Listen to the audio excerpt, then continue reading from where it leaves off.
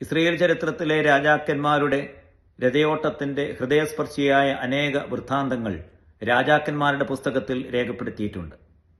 ഇസ്രയേലിലെ നേതാവും രാജാവും ദൈവത്താൽ അഭിഷിക്തനുമായിരുന്ന ദാവീദ് രാജ്യങ്ങൾ പിടിച്ചടക്കി വിജയത്തിന്റെ സോപാനത്തിലേക്ക് കുതിച്ചുയരുന്ന ആ കാലഘട്ടത്തിൽ തന്റെ പൊന്നോമന പുത്രനായിരിക്കുന്ന അബ്ശാലോം ശത്രുപക്ഷത്ത് ചേരുന്നു.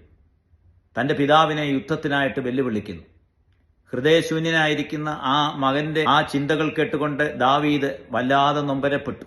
പക്ഷേ തന്റെ രാജ്യത്തിന്റെ സുസ്ഥിരതയ്ക്കും സമാധാനത്തിനും വേണ്ടി യുദ്ധത്തിന് പുറപ്പെടുവാനായിട്ട് തന്റെ സൈന്യാധിപന്മാരോട് താൻ ആജ്ഞാപിക്കുന്നു. ദാവീദ് യുദ്ധത്തിന് പുറപ്പെട്ടില്ല. പക്ഷെ ശക്തന്മാരായ യോവാബും ഇഥായിയും അബിഷായിയും ഒക്കെ യുദ്ധത്തിന് സന്നദ്ധരായി. യുദ്ധത്തിന് പുറപ്പെടുന്നതിന് മുൻപായിട്ട് സേനാധിപന്മാരോട് താൻ ഇപ്രകാരം പറഞ്ഞിരുന്നു: എന്റെ മകന് അബ്ശാലോമിന് യുദ്ധത്തിൽ വെച്ച് ഒന്നും സംഭവിക്കരുത്. യുദ്ധം കൊടുമ്പിരിക്കൊണ്ടു. അതിശക്തമായ യുദ്ധം നടന്നു. മഹാസംഹാരമുണ്ടായി. ഏകദേശം 20,000-ഓളം വരുന്ന ആളുകൾ എഫ്രൈം വനത്തിൽ മരിച്ചു വീഴുകയുണ്ടായി. യുദ്ധത്തിൽ അബ്ശാലോമിന്റെ പട തോറ്റോടി. പ്രാണരക്ഷാർത്ഥം സ്വന്തം രക്ഷയ്ക്ക് വേണ്ടി ഒരു വനത്തിലേക്ക് കോവർ കഴുതപ്പുറത്ത് അബ്ശാലോം പാഞ്ഞുപോയി. അങ്ങനെ താൻ കോവർ കഴുതപ്പുറത്ത് പാഞ്ഞു പോകുന്ന സന്ദർഭത്തിൽ തന്റെ നീണ്ട് ചുരുണ്ട മുടിയിഴകൾ ഒരു കരുവേലകത്തിന്റെ ചില്ലയിൽ ഉടക്കി.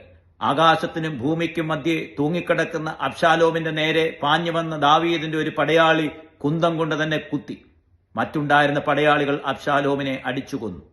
ഈ വാർത്തയുമായിട്ട് കൊട്ടാരത്തിലേക്ക് ഓടിച്ചെല്ലുന്ന പടയാളിയുടെ വിഷണ്ണമായിരിക്കുന്ന മുഖം കണ്ടിട്ട് ദാവീദ് ചോദിക്കുന്ന ഒരു ചോദ്യമുണ്ട്: എന്റെ മകൻ അബ്ശാലോമിന് എന്തെങ്കിലും സംഭവിച്ചോ? അവൻ സുഖമായിരിക്കുന്നു.